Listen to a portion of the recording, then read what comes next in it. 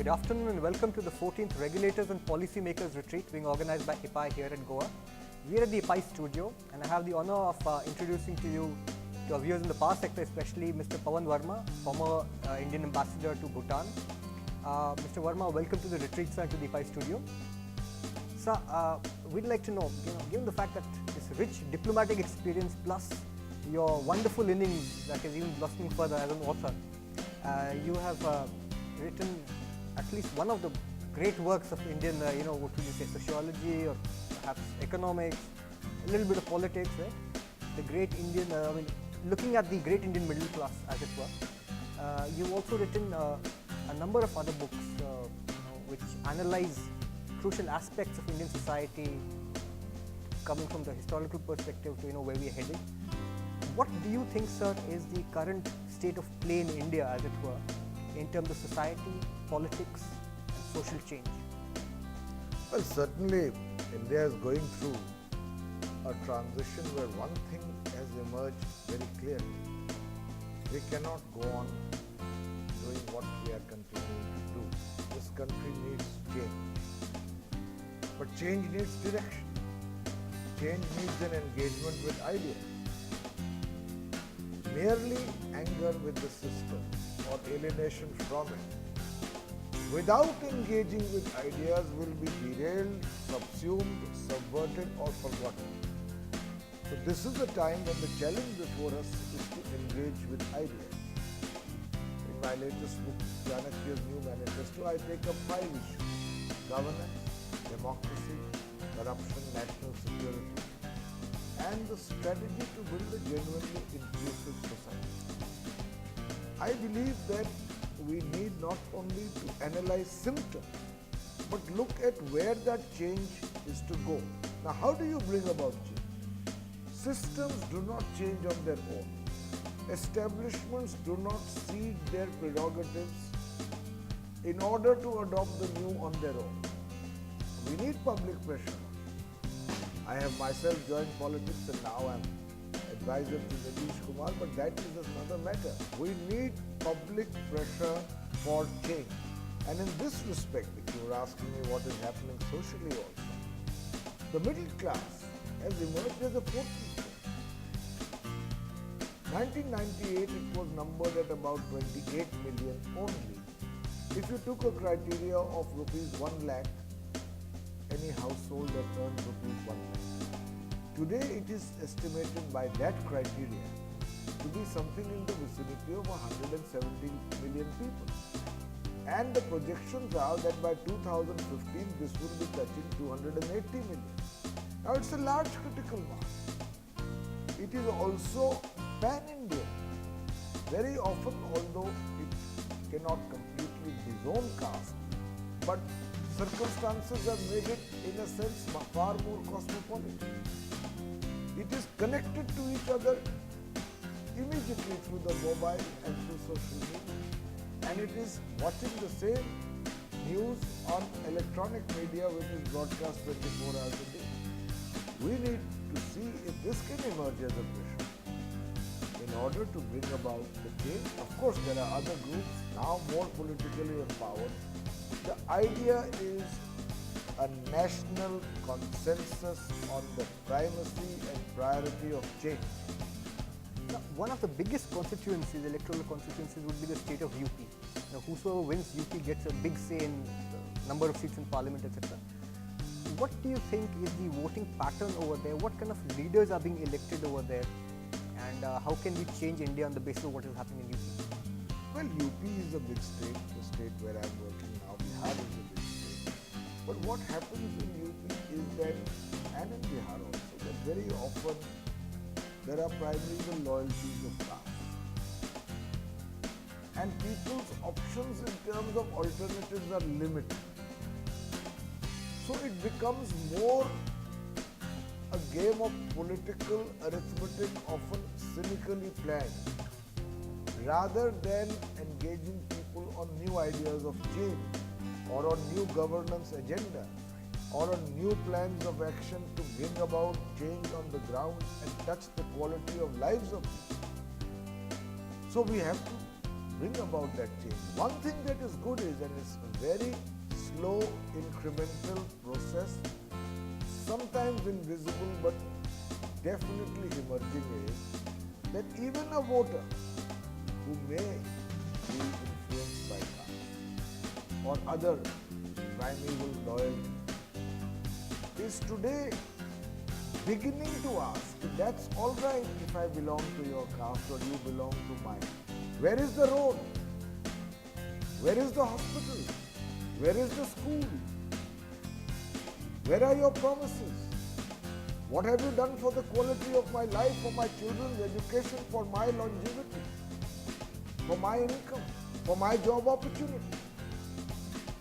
So therefore, we are seeing a gradual change which needs to be expedited towards a secular agenda for change. So, there is this particular recent incident in UP of a particular district administration official from an elite administrative cadre being removed from a particular geographical post and shifted around. What do you think? What kind of message does it send out to people, and what can we do to rectify this sort of situation? No, I mean, if I am not fully aware of all the details because the report is awaited, I think, by the central government. One thing is clear, the honest bureaucrat who has the courage to speak against what is wrong is often disposable cannon fodder in the hands of powerful politicians. It needs to change. We need more guarantee. We need the Central Administrative Tribunal to take cognizance of such transactions. We need review mechanisms. We need public pressure. At the same time, let me tell you, more often than not, I have been a bureaucrat diplomat myself. More often than not, bureaucrats have lost their spine. They are willing to prostitute their conscience in order for short-term gain from their political master. That soul searching also needs to continue. During your presentation, very wonderfully received speech at the retreat, you made a point, sir, that coalition governments, because by their very nature are unstable, and therefore governance is something that comes secondary and their political survival is primary. Can you shed more light on that? No, it's pure law of politics. Our constitution envisaged a party winning an election with a stable majority which would then use that strength to deliver governance. We've seen for the last 20 years that we have 23, 24 coalitions at party coalition at the center, which are often opportune, often precarious, and inherently unstable. Now, in such situations, it's logical to expect more of the government's energy is going towards survival and political management than to governance. Also, such situations provide a temptation to pursue short-term populist measures rather than pursuing long-term foundational solutions to entrenched problems. It changes the opposition as well.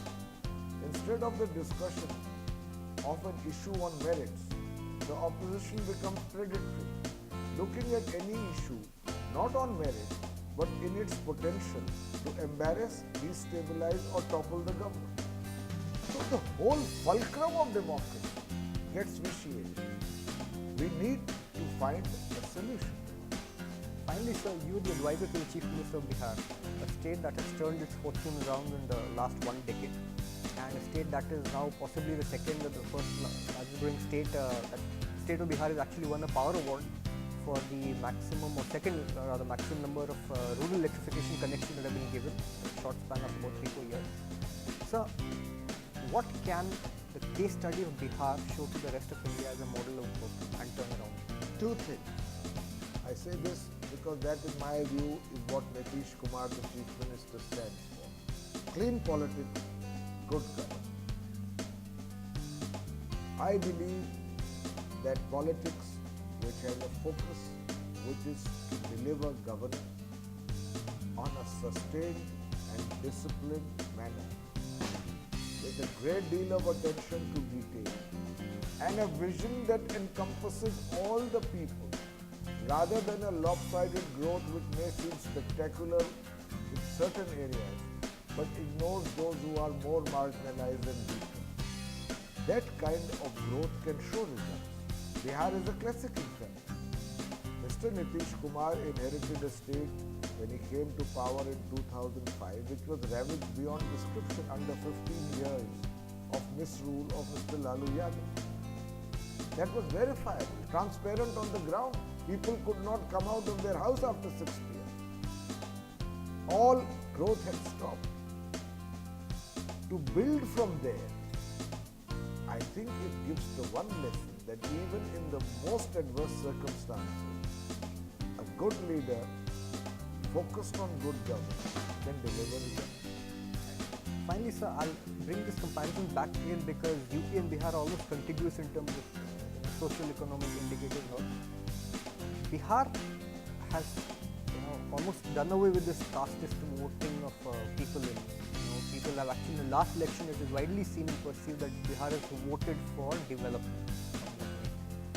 Whereas in UP, we have seen a new government come to power where there is a new generation, Generation X and Generation Y has come into power. But apparently the policies are being followed as the old generation.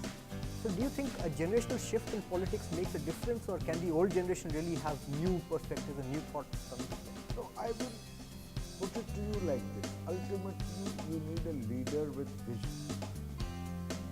Long entrenched social habits and hierarchies don't disappear overnight. Even in Bihar, I would be dishonest if I said to you that caste calculations have ceased to matter. But at least the people have a vision, can see, have a glimpse of an alternative secular model of development which, transcending caste division, is valuable to a voter. That is the beginning of the process of change. If that alternative is not visible, people will continue to go back to the narrow burrows of old loyalty. We must begin that process. Finally, sir, your vision for the growth of Bihar. The third time you said finally. I'll be honest and I'll say the fourth time, sir, because though the interview should have ended 5 minutes back, but I think this is going in a very good direction. So, what is your vision for the growth of Bihar and development of India in the next 10 years?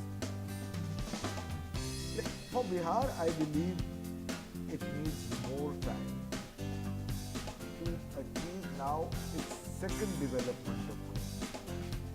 For 5 years, 5 consecutive years, Bihar notched the highest growth rates in India, averaging between 11 to 12%. It has brought the state up to a certain level with law and order restored, infrastructure once again restored, and certain priorities in governance implemented. For instance, in agriculture, the SRI system of root intensification implemented with commitment and discipline has led to a 55% increase in paddy cultivation in the last 2 financial years. So the state has come up to a certain level, but Bihar is endemically small. 110 million people who at these growth rates will take 25 years more to reach just the national average. So you need some affirmative to reward good governance. For that, Mr. Nitish Kumar has asked for special category status because we need investment flows. Investment continues to go to the more developed state. Why would it come to a backward state? You have to provide some incentive to it, which is what special category status does in terms of tax relief and other measures. So the next phase of Bihar will be when investment flows and you take employment and the manufacturing sector to another level. As far as India is concerned, India is a diverse country, multi-religious, multi-ethnic, layered and segmented, with the very rich and far more in number the very few. There is only one model that can work in India, and that is the model of inclusivity, where your vision has both the compulsion and the compassion to include all segments of the people. The poor, the Dalits, the extremely backward, the minorities, the mainstream, the majority, and also naturally the we need a composite. Thank you, Mr. Varma. As always, an honor and a pleasure speaking to you.